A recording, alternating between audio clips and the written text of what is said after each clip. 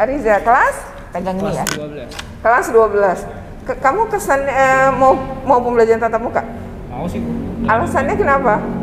Karena Pegang deketin. karena kita butuh interaksi secara fisik juga gitu. Karena udah kangen juga. PJJ ada masalah ya menurut kamu? Kayak gimana? Efektif nggak? Lumayan kadang efektif, kadang enggak sih, Bu. Tapi lebih efektif Lebih PTM. efektif lebih kalau offline ini, Bu. PTM. Kamu IPA apa IPS? IPA. IPA. Belum pernah praktikum? Praktikum di rumah gitu juga itu juga kayak nggak efektif juga, makanya saya bilang tadi nggak kurang efektifnya kalau misalnya PJJ. Oke, kamu harapannya apa? Pingin sekolah tatap muka? Pengen sih, Bu. Secepatnya? Sepatnya. Kapan kamu ininya? Karena kamu kan kelas 3 ya? Iya. Jadi kelas 3 itu udah mau ujian ya? Pinginnya kapan? Kalau keinginanmu bulannya apa? Mungkin 2 bulan lagi pengennya sih. Bulan lagi? Iya. Berarti Oktober? Iya. Oke. Thank you. Pegang ya. Namamu siapa? Haura, Bu. Haura kelas 12 juga? Iya. IPA IPS? IPS. IPS. Kalau kamu ngerasa nggak PJJ sebagai anak IPS efektif apa enggak? Sebenarnya kalau misalnya ditanya efektif atau enggak, pada satu titik efektif, tapi karena banyak distraksi ya, Bu. Karena kan kita kalau PJJ itu menggunakan gadget, sehingga di gadget itu banyak banget distraksi yang bisa ngedistract murid saat gurunya misalnya lagi ngejelasin. Tiba-tiba? Iya, mungkin lebih kepada dari distraksi-distraksi itu sih yang bikin jadi kurang efektif. Misalnya seperti apa? Misalnya kayak kalau misalnya kita lagi PJJ gitu, kayak kadang-kadang ada keinginan buat buka aplikasi lain, Media sosial atau ya? Iya, atau karena jam PJJ itu lebih singkat daripada waktu sekolah, jadinya kayak lebih diremehin gitu, Bu, karena kan cuma sebentar iya, gitu iya, kan. iya. Jadinya kayak kadang-kadang rasanya tuh jadi gampang ke distract fokusnya gitu. Fokusnya jadi hilang ya, bisa kemana-mana jadinya ya. Dan maksudnya tentu saja pasti kan kalau misalnya lagi kita belajar secara tatap muka, ada guru secara fisik di depan kita, itu lebih aware daripada kalau misalnya lagi PJJ. Karena kan kalau lagi PJJ tuh kayak kadang-kadang muridnya ada yang nggak on cam dan segala macam, jadinya kurang terasa kalau itu kelas gitu, jadi awarenessnya mungkin kurang. Terus juga mungkin kalau di rumah nggak buka cam ya nggak pakai seragam, jadi seolah-olah emang nggak kayak nggak sekolah gitu ya. Iya, tapi di sisi lain juga karena PJJ itu waktunya nggak sepadat sekolah tatap muka, itu ada poin plusnya juga sih. Jadinya kan murid-murid bisa melakukan hal-hal yang sebelumnya mungkin mereka nggak bisa coba karena lebih padat di sekolah daripada di rumah. Misalnya kayak waktu sama keluarga jadi lebih banyak, terus kayak bisa coba hal-hal baru dan hobi-hobi baru, lebih mengeksplor. Kalau sebelumnya kan nggak bisa, jadi 50-50 sih antara ada itu ya, ada kelebihan, ada kekurangan. Tapi kalau disuruh milih, kamu lebih suka PJJ apa PTM? Kalau awal-awal sih sebenarnya lebih suka PJJ, tapi sekarang jadi lebih pengen tatap muka sih. Lebih rindu PTM. Iya, karena udah kelas 12 juga, jadi iya, fokusnya udah beda ya, sebentar lagi kuliah.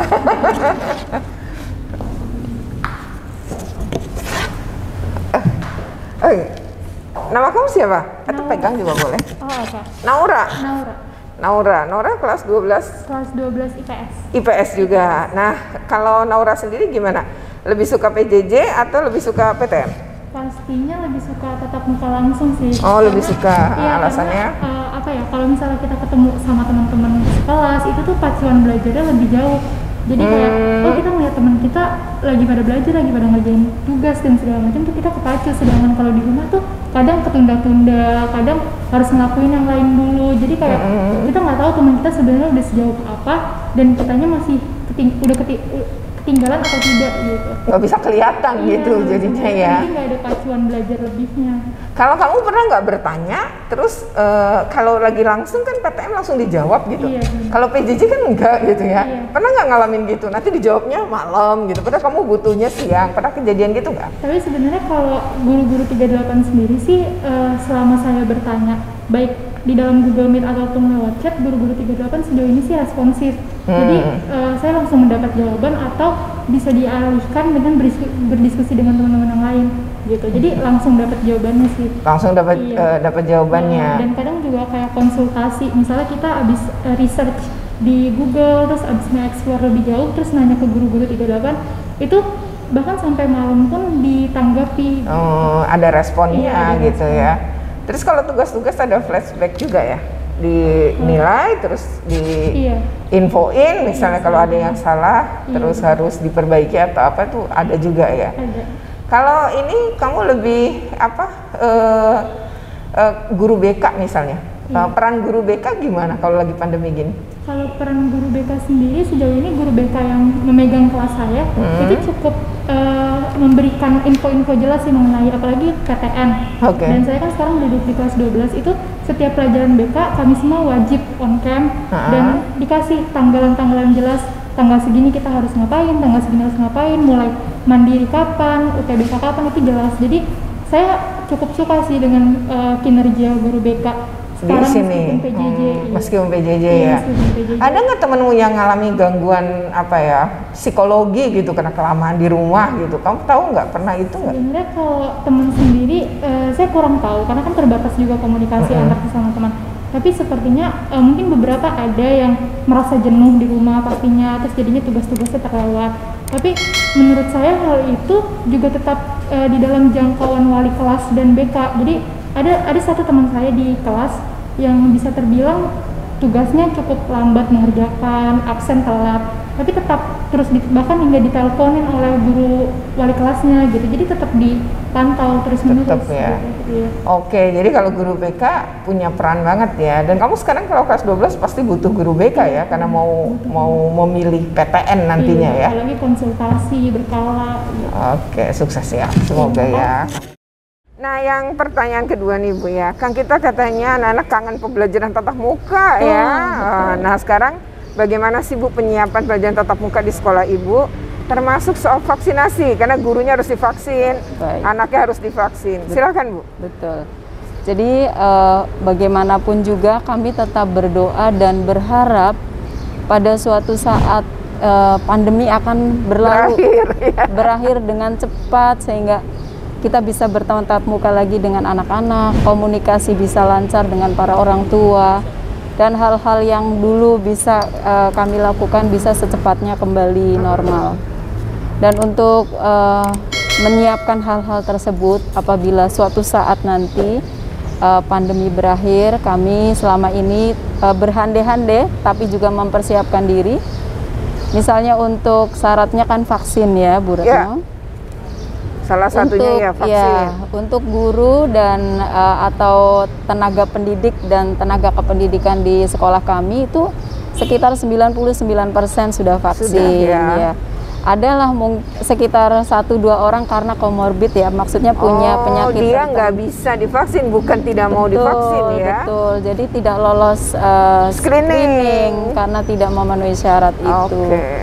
Jadi antisipasi yang kami sampaikan ke mereka yang memang tidak lolos screening, mereka harus betul-betul dijaga imunnya, prokesnya harus terus dipatuhi, kesehatan harus dijaga karena kan termasuk rentan. Iya, komorbid tadi ya Bu. Betul. Sementara untuk anak-anak kami alhamdulillah sampai hari ini sudah mencapai 74% yang divaksin. Dari 800? Dari 780 siswa. Itu sudah 74% ya? Alhamdulillah. Jadi sisanya sekitar 25% itu kalau digabung dengan yang sakit. Yang sakit atau yang penyintas? Ada penyintas belum 3 bulan, nggak bisa. Atau lagi isoman saat itu ya. Jadi yang kalau yang 25% dikurangi yang penyintas dan juga sakit-sakit yang belum diizinkan, itu kurang lebih tinggal 15%, insya Allah. Sisanya sekitar 15% lagi ya. Tapi kami di kecamatan ini kan di bawah bimbingan Pak Kasudin, Pak Joko Sugiarto, Pak Kasidikmen, Pak Soni, Kasatlak Bu Hartini ini sedang sapu jagat, sapu bersih untuk yang sisa-sisa vaksin di kecamatan ini. Terus kami harus habiskan anak-anak yang belum vaksin yang sudah memenuhi syarat, karena kan ada perpresnya juga yang sudah keluar ya. Iya. Oh jadi semangat betul ya memang Sudinnya juga ya, Sudin pendidikannya ya. Pak Joko Kasudin Jakarta Selatan 1 cukup betul-betul turun ke lapangan untuk memastikan bahwa anak-anak di Jakarta Selatan 1 ini yang usia 12 sampai 17 ini betul-betul harus divaksin semuanya. Iya, karena memang ya itu ya untuk kepentingan terbaik bagi anak juga betul. Selain itu memang ketika kita berbicara herd immunity, kekebalan kelompok, ya minimal emang 70% sih Bu divaksin. Jadi kalau Ibu tadi 74, ya insya Allah ya sudah tercapai, dan tadi guru-guru bahkan lebih dari 90% ya. Ya. Nah tapi kalau bicara kendala Bu ya, dalam penyiapan sekolah tatap muka, kira-kira kendalanya apa nih? Apalagi kan sekolah Ibu luas banget gitu ya. Barangkali dalam penyiapan gitu ada kendala, tapi seberapa mampu juga kendala itu diatasi. Nah kalau memang belum teratasi gitu, kira-kira apa penyebabnya? Kendala-kendalanya kalau untuk sarana, alhamdulillah kami juga menyiapkan seperti SOP-nya di dalam PTM kan setiap kelas harus ada wastafel, di situ harus ada di depan kelas ya minimal 1 ya. Betul, sanitizer, kemudian penataan jarak duduk di tiap kelas juga kami sudah siapkan. Terus penyiapan untuk hanya tidak 100, jadi separuh-separuh, anak di rumah separuh di kelas, yang sehingga harus ada blended learning ya. Ya, yang tatap muka 50%, betul. PJJ-nya 50%.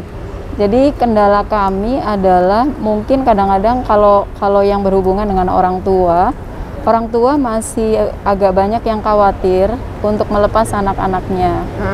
Melepas anak-anaknya untuk tatap muka. Walaupun memang kalau kami adakan survei itu sih masih di atas 50% orang tua ingin anaknya tatap muka asal mereka menginginkan syarat terpenuhi, tadi vaksin semua guru, kemudian di sekolah sudah ada segala macam prosedur yang mematuhi, ada ruang isolasi kesehatannya gitu kami ya. Udah ada siap sebenarnya ruang isolasinya.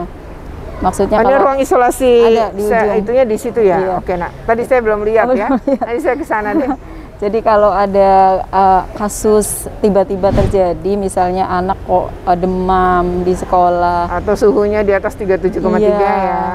Atau tiba-tiba pingsan kan bisa jadi ya. Betul, kami udah siapkan satu ruang yang untuk isolasi sementara. Sambil menghubungi. Berarti ada hubungannya dengan Puskesmas ya? Sudah melakukan itu ya, sinergi itu ya. Kami jalin seperti dengan apa itu, Puskesmas. Puskesmas kan juga mereka ternyata menyambut, karena mereka juga punya program yang sejalan dengan kami, bahwa mereka harus membackup sekolah terdekat. Betul. Jadi mereka siap untuk setiap saat kalau ada kasus mereka akan segera tinggal kontaknya siapa, gitu ya. Personnya. Kan ada Satgas Covid yang melibatkan ini kan berarti di sekolah juga Ibu bikin Satgas Covid ya.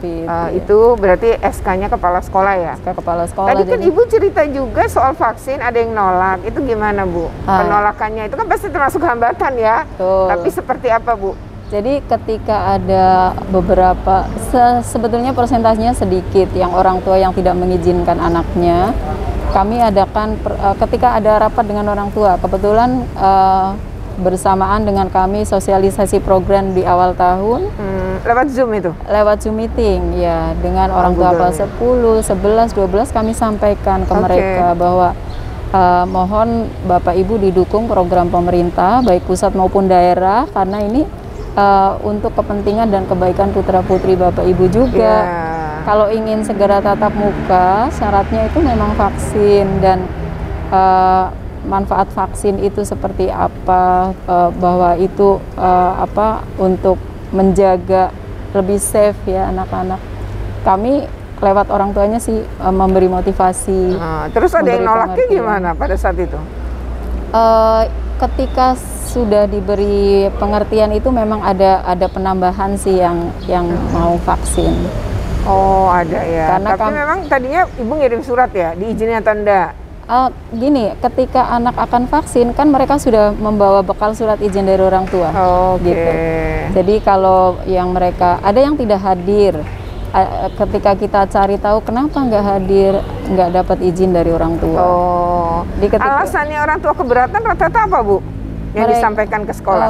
Yang kami sempat tangkap barangkali pengaruh-pengaruh media ya. Hoax. Mungkin ada ya kekhawatiran. Dan kita nggak bisa maksa kan. Ada kekhawatiran. Tapi ya ada kekhawatiran seperti itu. Tapi sekolah sebenarnya sudah memberikan penjelasan ya, bahwa itu tidak masalah. Dan selama anak-anak yang tadi sudah divaksin 74% itu, ada nggak Bu yang punya efek samping? Sepengetahuan Ibu? Sampai saat ini belum ada aduan, belum ada keluhan sih. Enggak ya? Belum sampai ke saya bahwa ada anak yang punya. Paling juga pegel-pegel gitu, biasa aja sih ya. Lapar katanya ya. Ada yang ngantuk. Ibu juga gitu. Ngantuk ya, artinya paling efeknya seperti itu, wajar aja ya. Tidak kemudian gara-gara itu sakit atau apa gitu, nggak ada ya. Betul. Nah, harapan Ibu sendiri gimana nih nanti menjelang tatap muka ini, atau pingin segera kapankah gitu, atau apa harapan yang lain? Saya berharap nanti setelah pandemi lewat, tentu saja saya ingin segera tatap muka. Bagaimanapun juga katanya kan setiap kondisi yang menimpa kita di balik musibah ada berkah ya, Bu Retno. Betul. Nah, berkahnya buat sekolah kami khususnya, dan mungkin sekolah lain juga sama. Para guru yang tadinya tidak terlalu terbiasa dengan aplikasi, dengan teknologi, mereka dipaksa oleh kondisi harus belajar untuk menerapkan banyak aplikasi, sehingga anak-anak itu merasa nyaman ketika belajar, tertarik, pembelajaran itu tidak membosankan, sehingga ketika kami di awal-awal ya Bu Retno, di awal-awal kan adalah guru-guru yang sudah dekat-dekat pensiun. Aduh, saya udah mau pensiun lah, ngapain belajar, ada seperti itu. Tapi ketika kondisi seperti ini, mau yang pensiun mau enggak, terpaksa harus beradaptasi, sehingga kami adakan pelatihan-pelatihan teman-teman untuk belajar begini loh cara bikin tayangan yang menarik untuk anak, bikin animasi, kita panggil narasumber, sehingga supaya anak-anak. Ibu berharapnya ini perubahan terjadi sama guru-guru ya, bisa ngelayani lebih baik ya ke anak-anak. Betul, jadi itu berkahnya sih menurut saya. Berkah ya. Di balik musibah biasanya ada berkah. Oke, demikian percakapan dengan Ibu Oilin selaku Kepala SMA Negeri 38 Jakarta ya. Ada beberapa yang menarik. Ternyata vaksinnya sudah 74%.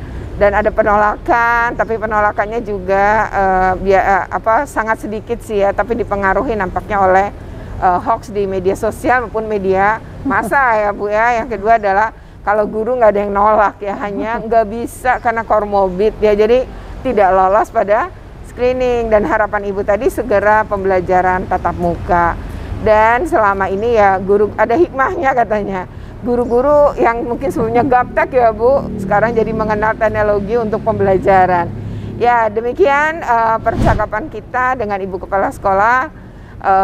Jangan lupa untuk di like, share, comment, and subscribe ya. Dan ikuti terus video-video di jurnal Retno Listiarti. Yang belum subscribe segera bunyikan loncengnya. Oke, terima kasih. Assalamualaikum warahmatullahi wabarakatuh. Waalaikumsalam warahmatullahi wabarakatuh. Terima kasih ya Bu. Sama-sama Bu Retno.